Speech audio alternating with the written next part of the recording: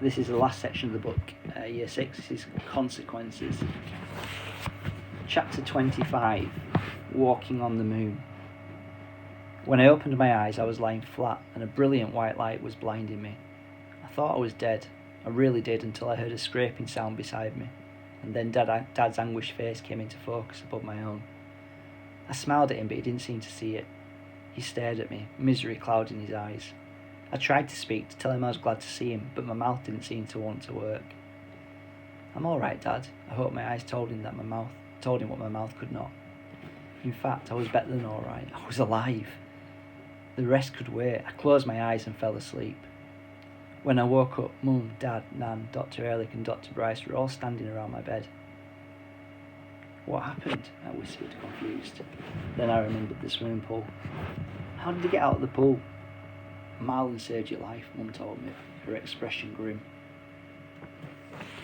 "Oh, first Dr. Bryce, then Marlon." I tried to laugh, but my throat was still hurting. "It's not funny, Cameron," said Dad. "When you get out of here, you and I are going to have a long talk."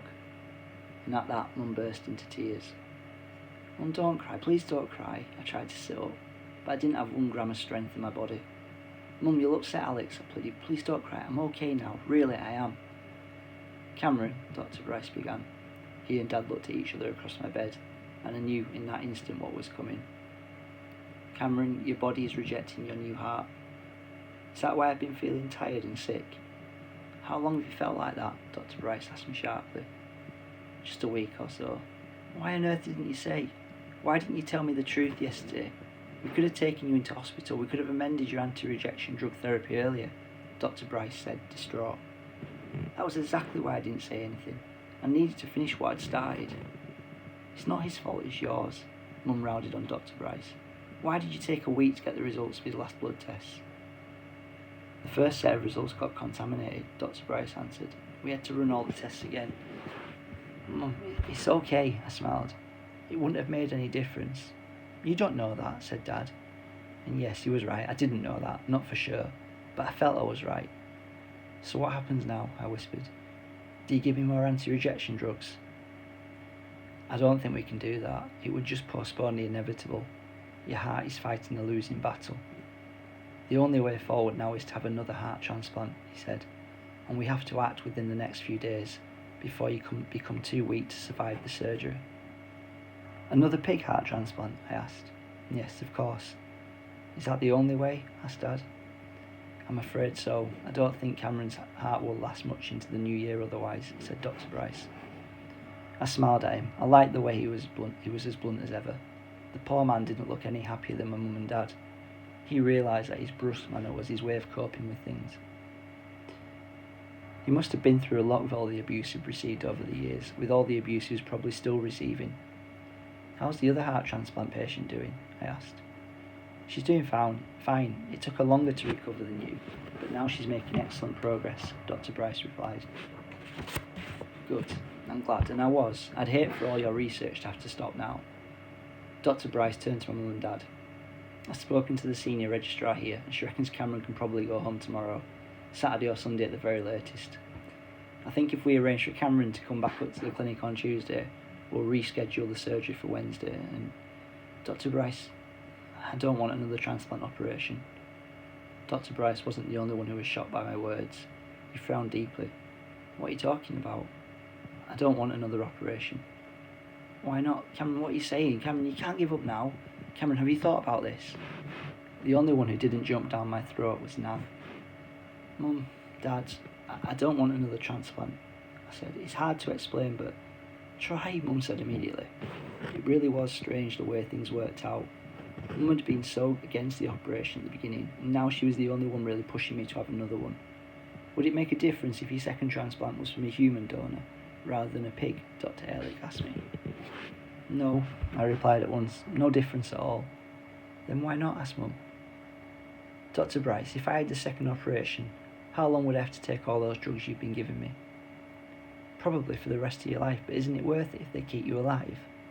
"But they're making me sick and I'm beginning to get tired all the time," I said quietly. "It's like before my operation." "But as I said, we can fine-tune the dosage until we hit upon a drug regimen that suits you," Dr. Bryce argued. But I don't want the rest of my life to be made up of pills and powders and injections and nothing else. I don't want to feel sick and tired all the time. That won't necessarily happen, said Dr. Ehrlich, but the second transplant has less chance of succeeding than the first. Dad frowned. Where did you hear that? I read it on the internet, I said. You can't believe everything you read, Dad told me. You know that. Yes, I know, but a while ago Mum said something about me being special. She told me that I'm not just special because of my heart, and I shouldn't think that. But I began to.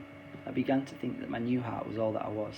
That's why I wanted to touch the bottom of the swimming pool, to prove myself that I was something more. Dr. Bryce shook his head. I don't understand. I'm not sure I understand myself, I admitted. All I know is it's the quality of life that counts, not the quantity. I've been very lucky so far, and I thank you for everything you did for me, Dr. Bryce. I really do appreciate it, but enough is enough. I want my life back, even if it's only for another few months. And what about Alex? Mum asked. I'm going to try and hang on long enough to see her or him. After that, whatever happens, happens. So you're going to give up, Dr. Ehrlich said.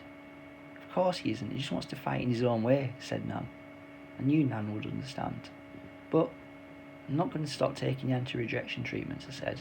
They'll just slow down the process, they won't stop it, Dr. Bryce protested vehemently. Cameron, your body will still reject your heart. All you'll do is buy yourself a few more months. That's all I want, I smiled. I want to be able to say goodbye to Alex in person. I don't think you thought this through, Dr. Bryce began. I tuned him out of my head. I looked up at Nan. She smiled at me and took my hand. I want to speak to Cameron alone. Could you all disappear for a while, she said. Reluctantly, Mum, Dad and the others left the bedside. You do understand, don't you, Nan? I asked anxiously. I hadn't been wrong about that, had I? Oh yes, Nan sat down on the side of my bed. You've set yourself a goal and now you've achieved it. You touched the bottom of the swimming pool. Something in her voice kept me silent. It's a shame that you never knew your grandfather. You were named after him, you know. I nodded. Yes, I know. He died of lung cancer. I knew that too. What was Nan driving at? He wanted to live so much. He tried everything. He finally gave up his precious cigarettes, although he left that too late. He had chemotherapy, drugs, you name it, he tried it. He wasn't going to give up. And you think that's what I'm doing? Well, you've touched the bottom of the swimming pool, Nan smiled. What else have you got to live for? What else is there worth fighting for? I frowned at her. That's not how it is. I know, Nan said gently. You feel sick. And we both know you'll probably get sicker. You're in pain and it'll probably get worse. Is this meant to change my mind? I raised my eyebrows. It's meant to make you think, Cameron. Life is very precious. Don't let go of it. I watched my granddad fight and lose, but at least he fought. He fought every step of the way. Can you say the same? I turned my head away from her, disappointed. Nan's gentle fingers turned my head to face her again. Cameron, you've touched the bottom of the pool, and good for you. If that's what keeps you going, find another challenge, and another one after that, and another one after that. I'm not going to lose you too. Besides, the world needs more Camerons. I looked at Nan. My eyes were hurting. I'm so tired, I whispered. I know, and I'm scared, I admitted. I know that too, but Cameron dear, you're allowed to be scared. You're just not allowed to give up. Not without a good fight. So put your fists up and come out slugging. Silence. I can't. I turned my head away again. Cameron. No, Nan, I've tried and I can't. I faced her and it was one of the hardest things I'd ever had to do. I don't want to drag this out any longer than necessary. Please don't ask me to. Once I've seen Alex, I'll be happy. Nan leaned back in her chair. She didn't smile, she didn't frown. Her face was a mask as she stood at me, but I knew she was disappointed. She sighed and stood up. Cameron, I could talk to you until I'm blue, green and purple in the face, but it wouldn't make any difference, she said. I would give my life if it meant you'd be well again, but it doesn't work that way. You have to want it. You have to fight.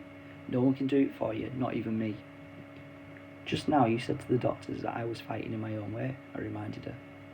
Lying on your bed feeling sorry for yourself and getting ready to give up is one way of fighting. The easiest, the least productive, saddest way, Nan told me. It's accepting things as they really are, that's all. Rubbish, Nan retorted. But you'll change your mind and believe in your strength and your common sense. But as I said before, the final decision has to be yours. Just don't let me down, I'll have to give you a good swift kick, and I can do it too.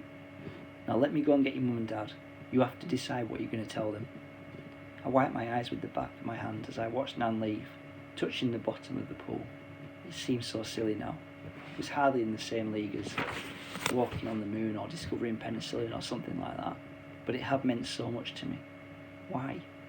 I mean, some people want to be millionaires when they grow up and spent their whole lives trying to achieve that goal.